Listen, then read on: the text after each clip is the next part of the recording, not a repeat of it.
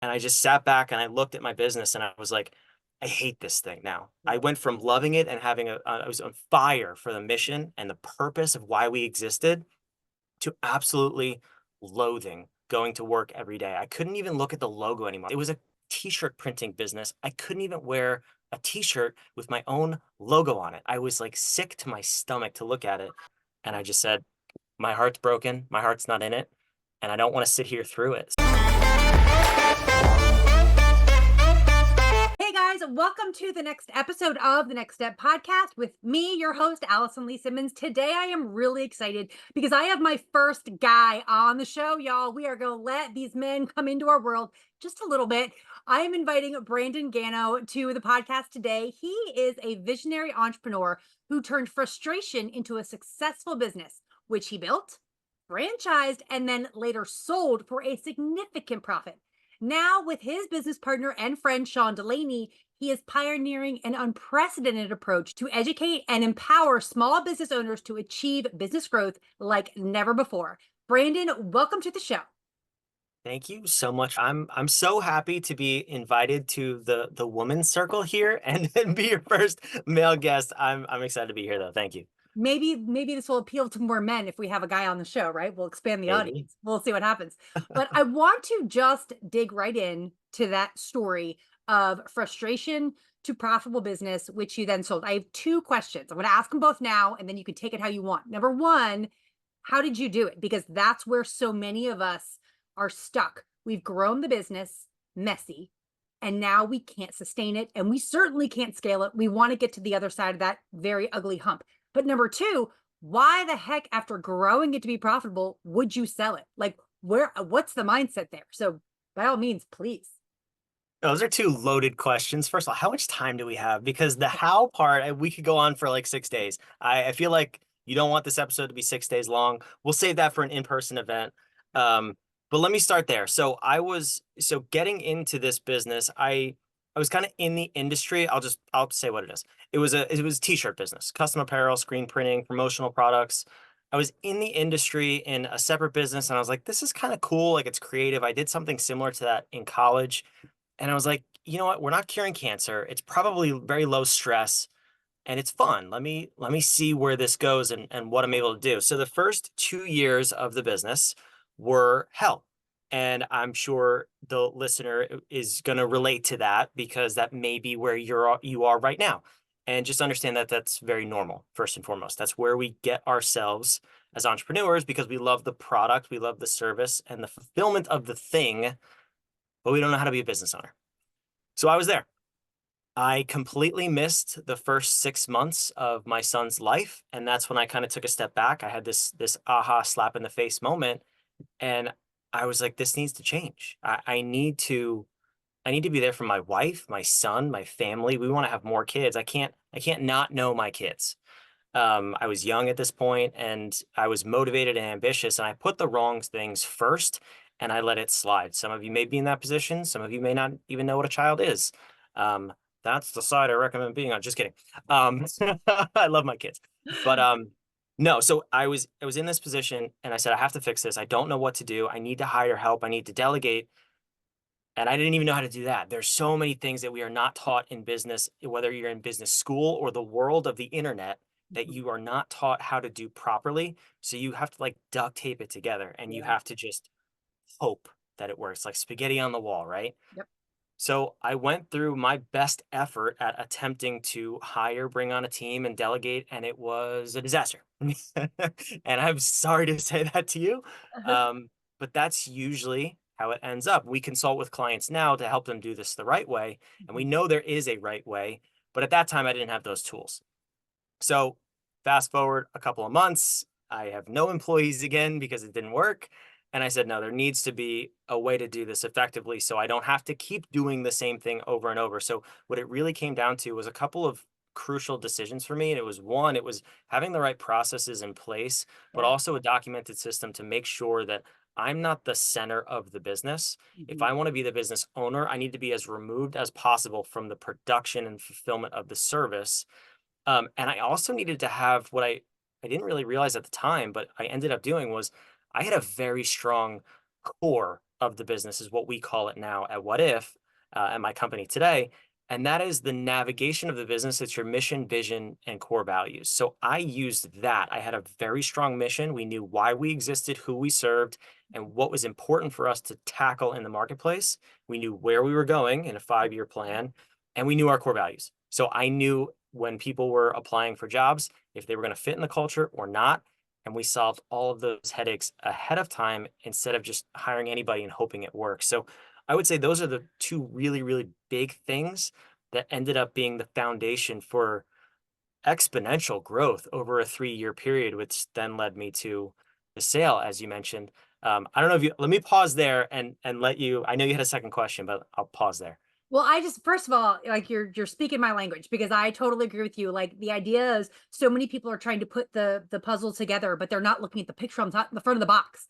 They don't have a vision. They don't know what they're building. They're just, I have this passion and I'm good at it and I can make money at it. And then they get frustrated with themselves for not knowing once they get to that threshold, like you were saying, where I can't be doing everything by myself.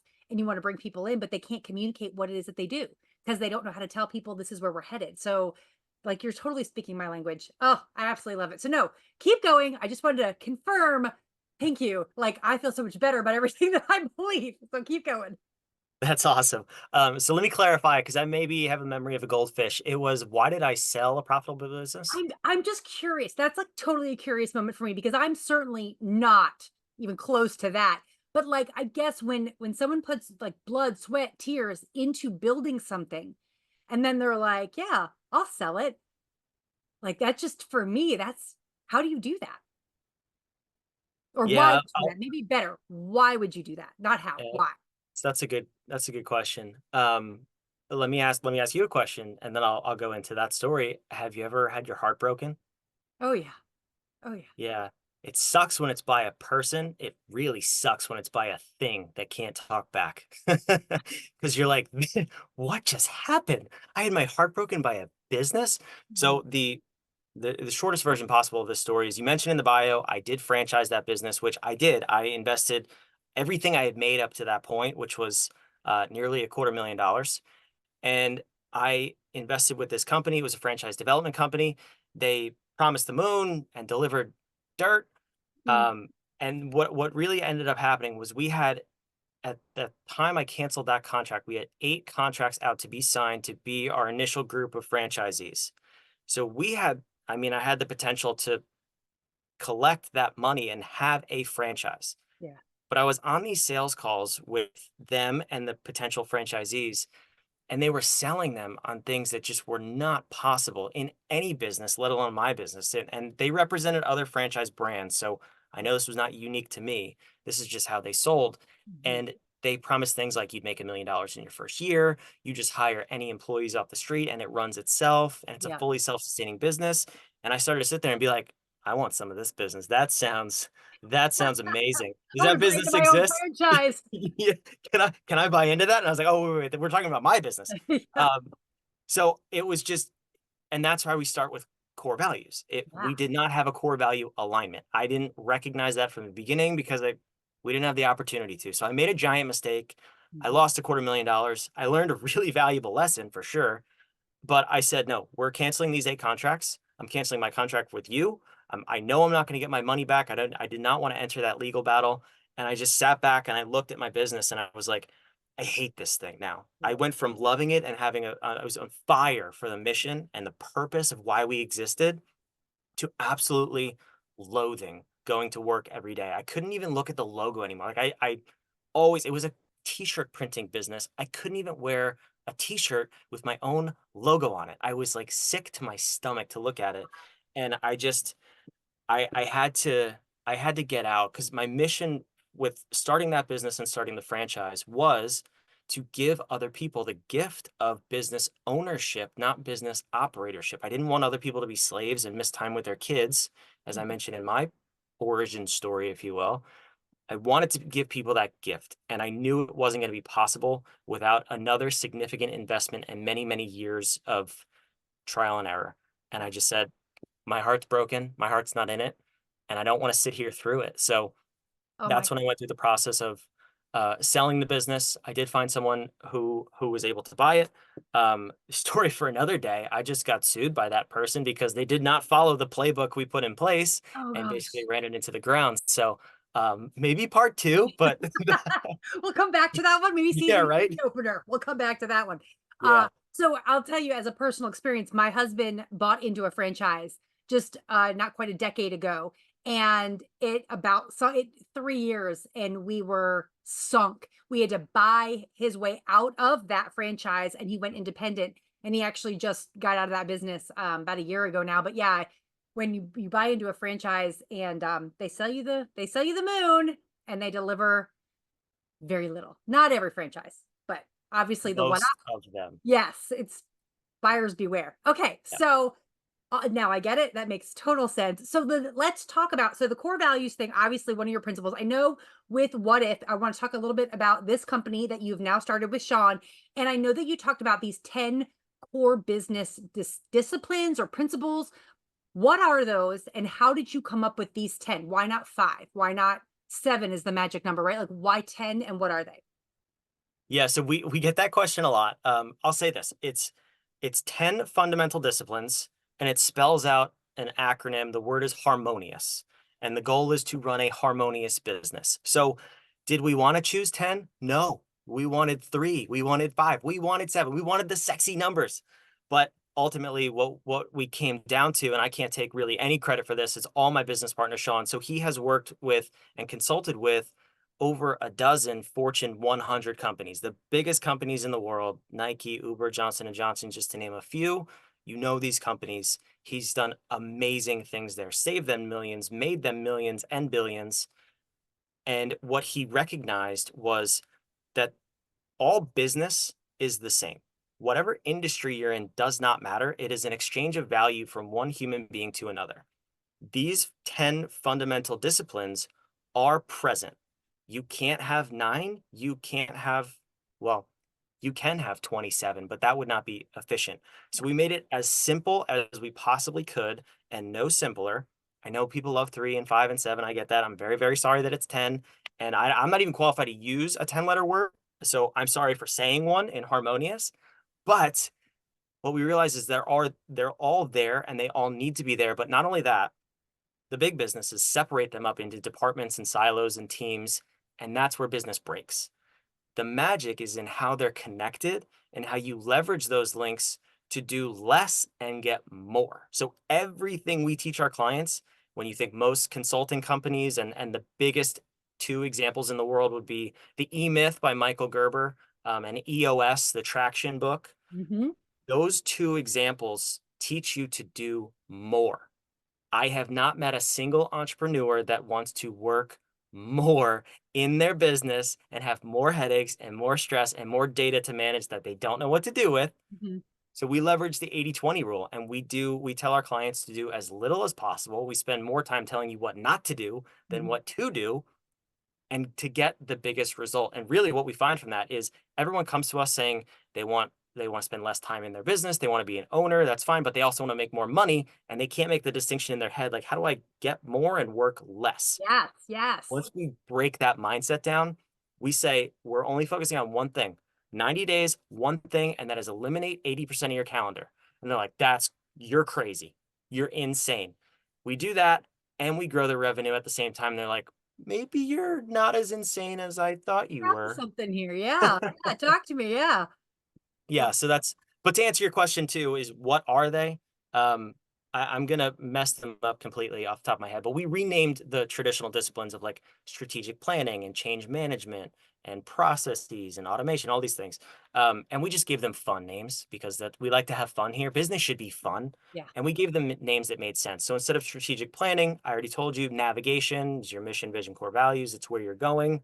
That makes sense, right? Your strategy should get you to where you're going. It's navigation. Yeah. So that's the essence of all 10 disciplines is how we've named them. Awesome. And I will put I'll look them up and we'll get them in the show notes for y'all when you want to see what the harmonious actually stands for. I I will absolutely get love them to, that. yes. Yeah. I always mess Absolutely. them up because we don't go in order. So we start with navigation, which is the N. If you went in order, it would spell like Nemrarius, and that's just a weird word. So I I just messed them I up as was I'm gonna going through remember it. that one anyway, yeah, They're so in the show notes. gotcha. They're down below. Just scroll. Yeah. Okay, fantastic. So when you okay, so you're talking about navigation. That's my jam, right? So pick one other besides that one that I probably would not be able to help anybody with. And let's dive into the biggest misconceptions. What are the biggest myths that entrepreneurs are falling into that they need to get on the other side of that? What is the truth that they need to step into so they can make the next step out of this messy action into strategic action where they can grow their business? Well, I'm not going to fall for this trap because that's if I were to come in here as the first male guest and assume you didn't know one of the 10, that's called mansplaining, Allison. And I'm not going to sit here and do that to you. So I'm going to ask you, You can ask me. Okay, go ahead, what, ask away. what is one of the other? I'm sure you could just pick one out of a hat and I'll tell you what word you're talking about. But yeah, I mean, Let's hear what is an area that your clients typically talk to you about that you don't necessarily specialize in? it. Oh, goodness. Oh, see, now you're putting me on the spot. Now I got to think of something. To be Um, fair, you did it to me. I did do it to you. You're the guest. It's my job to do it to you. You signed up for that when you came on the podcast. That's Um, fair. it's kind of like one of those things where I'm like, I don't know what I don't know though. So, all right, here's a good one. I'll give you this one. So when it comes to marketing, a lot of people want to do passive marketing, right? I want to post on social media. I want to send email marketing, things out, and I don't want to have to actually have conversations with people because they might reject me, and that's scary. Right. And so for me in 2024, I am networking. All I'm doing, my whole focus is networking, delivering value to people in coffee chats and breakout rooms, on calls, and then being like, oh, hey, by the way, this is what I do for a living, so if you need more help, whatever. So then I actually had a call with somebody and she was like, what if you were to make connections on LinkedIn and send messages and like offer your services? And I'm like, ooh, I don't know. That makes me uncomfortable. So talk to me about the sales system, the sales that's not passive, that's, active. What do you suggest? How do we do that so that we can break out of this waiting for the algorithm gods to say, yes, I'm going to make your reel go viral? Yeah, well, your friend asked a beautiful question, which was what if? That's where couldn't think of a better question, honestly. But that's where we always start. That's why the company is named what it's named, and that's why our logo behind me, for those of you listening, you can't see, is an upside down question mark with a play button at the top because we ask questions, we have fun, and we get answers. I can't directly answer the question, but I can give you an example of how we would solve that problem for any of our clients. So in order to first understand what your sales strategy is and how you're going to communicate with your ideal avatar, which is such a derogatory term, but I haven't found a better one, um, is to actually go back to your navigation. That's why we start there. The first three disciplines we touch in order: navigation, operation, serenity. So we can address that later. But basically, the navigation, your core values, your mission, and your vision, we need to understand by looking at your mission really and a little bit into your vision, who is your perfect client? It comes from there. We don't touch your perfect client in marketing, or most people do. It actually starts in the foundation of your business because if you don't know who you serve, how you serve them, why you serve them, you really don't have a mission. You just have a company of people producing widgets. Mhm. So that's why we start there. So we answer that question: who are they? And then for us, sales and marketing is one discipline, and we've condensed it to the word ubiquity. Another word I'm not qualified to say, but I just I, said it don't anyway. ask me to spell it because I'll stop at the U. I have no even. I definitely won't do that because I can't spell it. I can barely spell harmonious, but I kind of have to. So I'm transparent. So we're just gonna be real here. So so ubiquity is not being, and this is the misconception, it's not being all things to all people in all places. The definition of ubiquity is to be everywhere. We've modified that to say you need to be everywhere your ideal client expects you to be, and you need to be everything to them and only them. So we would have to answer those few questions first: is who do you serve? Why do you serve them? How do you serve them? And what is the desired outcome they want to have with interacting with you, whether it's a product or service? And then we need to figure out where they live. So whether that is on LinkedIn, expecting cold DMs, or on a podcast like this, wherever that is, You need to be in those places and you need to be all over those places. So it's a very targeted approach to being all things in all places, but it's a smart way to do it because we're leveraging what we know about your client and meeting them where they expect to find you. So let me give you an example of how we do this, because I too hate direct selling. It's just, it doesn't come off as effective. It really doesn't come across as genuine. I'm much more of a magnetic seller, if you will, because I want people to see me and be like, you know what? He might have a solution to my problem. Or if something I say sparks a, huh, you can take that next step and reach out. But I really don't like the cold selling and the cold calls and all that stuff. So maybe I won't answer your question, maybe I will. But for us, what we did was we identified a project, which is an operate. And for us, it was Ubiquity. Ubiquity is a project for the first quarter of this year. We knew we're changing markets, we're changing how we talk about our service, and we knew we had to get in front of the right people and say the right things. So we said, what are the most effective ways we could do that with the least amount of time and the least amount of input to get the maximum amount of output? There's the second time I've said that. It's kind of a thing of It's ours. a theme. It's a theme. I get it. So, yeah, exactly. Um, so I too started a podcast and I said the most effective way for me to do this would be actually to bring on other people and help them with their ubiquity and give them input, feedback, and just bring them to light and help them shine because then other people would see me as an authority in the space. I'm bringing on guests, I'm meeting these cool people, and hey, look, I'm on this podcast too as a guest. I must know something, and Mhm. I do. Besides spelling, like I know how to grow a business very, very well, but spelling, don't ask me to do that. There's spell check for that. So that was one of our core things. So I said, how can I get the most out of a podcast with the least amount of effort? And that was really the core of that strategy. So we do a number of other things in Ubiquity, but it was a daily show with a guest promoting it like crazy. And basically, so far this quarter, which I don't know when this will publish, but at the time of the recording, we've published over 300 videos to YouTube, and we have over 1,000x increase in our reach in just 30 days, basically the last 30 days. And these Then are all case studies. Basically, you're bringing people on and you're letting them tell you, like, you're asking them the questions and you're basically doing the ubiquitous part of the 10 disciplines for them right there. sort of. So we do have some where we kind of I'll like consult and coach with them, but the majority of it is just a guest interview. Very much like this. Like, what are you an expert in? How do you help people? Why did you pick that? How did you get there? All those fun questions Yes. and just shining a light on them and Yeah. making them a star in the world of YouTube. Do you have one that stands out where you're like, I worked with this person and you don't need to give specifics. I know that there's confidentiality there, but like, is there a success story where you're like, this person's business transformed not just because of the money, but because they themselves went through a transformation experience and they stopped being the operator, they became the owner and all the things that came with that. Yeah, I can't say necessarily from the podcast. I can give you an example from a client, which Yeah. is a really, really good example because that's where it's where almost all small business owners find themselves. And that is basically, I met this client at a conference and it was the same old story. I, well, it was actually an interesting story. She basically said to me, I woke up one day with 45 employees and I really don't know how I got here. And I was like, hang on, hang on. What did you just say? If you woke up with 45, that doesn't just happen. They're Right. like, and it was an accident. You don't know how you did that? Yeah. That's incredible. First of all, I have to hear more. So it was an entrepreneur who had a problem, saw that she had a solution to, or could provide the solution to that problem, became her why, became her passion. Other people loved what she did, Mhm. and she's got a team of 45 people and she makes a couple $1 million every year. And I was like, okay, that's fantastic. Well, I don't see the problem. Where is the problem? Right. And he goes, I have no idea how to run a business. It is taking all of my time. It is sucking all of my energy. We're 7, 8 years in at this point, and I'm just kind of like beat. And I don't even want to fathom growing anymore because I know it's just going to take more of my time. There's more people headaches.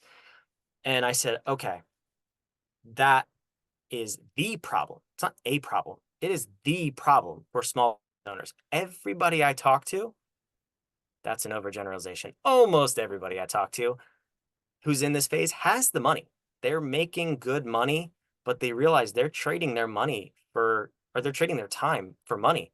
And all they want, they would trade all their money just to get their time back. Yeah. And I was there. I told you in the beginning, that's where I was. I missed time with my family, with my son. I can proudly say that I have spent enough time with my two younger girls after that, and I didn't miss a minute of their childhood.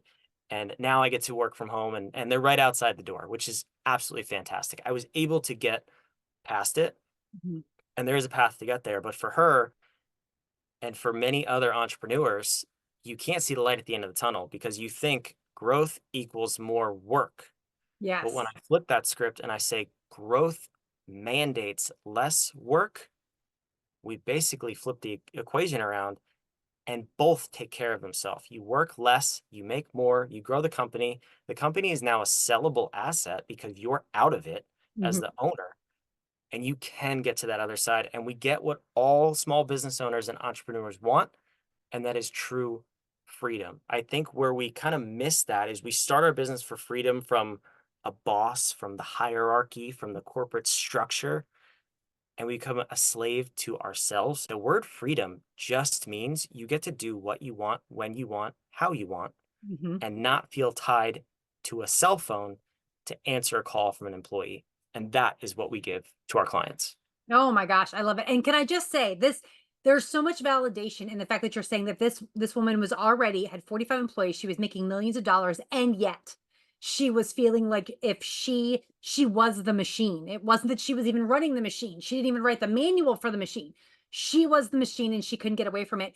And as someone who's only a couple years in, and I feel like I am the machine, but I'm like right now I know that I have got to start putting things in place so that I don't become that person because I've got the big dreams. I've got where I want to go, but I want to get there on my terms, not bootstrap myself or bootstrap the whole way there only to be miserable when I get there and then have to unravel. I imagine unraveling 7 years of growth would be painful, not just emotionally, but financially. And I mean, there's so many things that are going to have to change. Yes. So it's not hard. It's a very simple process. It just takes focus and it takes the dedication to the process. And I'll say this too, it's a complete mindset shift because what we find a lot of times is so we help our clients transition from doing a lot of it down to doing very little in a very short amount of time. The natural tendency is fear and scarcity. And what that shows up looking like is, I'll give you the example from the same client. And actually, my wife, who is a client of mine and also my wife, which is an interesting dynamic. But It's so a whole she's, nother episode. I mean, I like, know, right? Yeah, we have three more episodes to film now. So both of them at the same time, they're not used to doing less in their business. They're used to overworking. So they came to me, and when we set the 5 year vision, the big vision, they both within like 3 days of each other, which was totally random because they don't talk to each other, said, I think the vision's too big. I think we kind of have to scale it back. And then at the same time, they started to revert to doing more things. And I said, no, no, no, no. We worked on this. You need to do less and only the things we tell you mhm, because it's going to have the biggest result. So that's always how it presents itself. It was just funny that these two happened like identically at the same time. simultaneously love that. You don't have to be scared. The process is simple. It just takes the focus on doing less and changing it's really changing your identity as the business operator into a business owner. Fantastic. So talk to me a little bit about the quiz that people, the assessment. I guess it's not a quiz, it's an assessment that people can take when they go to the website. Yeah, so I don't want you to find me anywhere else but right there. That I promise you, we will get in touch. You can follow me online after you do that. And the moral of what that is, if anything I said caused you to just go, huh, throughout this episode, that one little syllable, if you said that at all in your head or out loud, go to whatif.com. It'll be again in the show notes where the spelling of harmonious will be. And you take the diagnostic and it will reveal where you are in your businesses in these 10 disciplines. And what you get from that is the clarity to see, okay, this is exactly the picture of my business right now as it stands. And then you also get a report on the backside that will give you the confidence to make that next move. Mm. And I already told you the path. You go from navigation to operate to serenity. And we'll show you how to do that in the diagnostic. And you'll also get a free 30-minute call with me should you want to on the backside. It's not a sales call. It's just to plan that next 90 days for you and what that looks like so you can start this process of becoming a business owner. And what you'll get from that, the clarity and the confidence, you'll understand exactly what you need to do. So that's it. One word, huh? If you Mhm. said huh, you go to whatif.com. If you said this guy's an idiot, there should be no more males on this show, then that's fine. Listen to the next episode because Allison's awesome and I had so much fun being here. Oh my gosh, absolutely fantastic. So again, it's all in the show notes at whatif.com.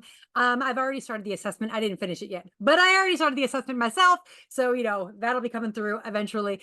Y'all, I hope you really enjoyed this episode. I am sure that you really did because Brandon's just fantastic. He dropped a lot of truth bombs. So make sure that you listen to it again so you can take notes. And in the meantime, don't forget to make a plan, take action.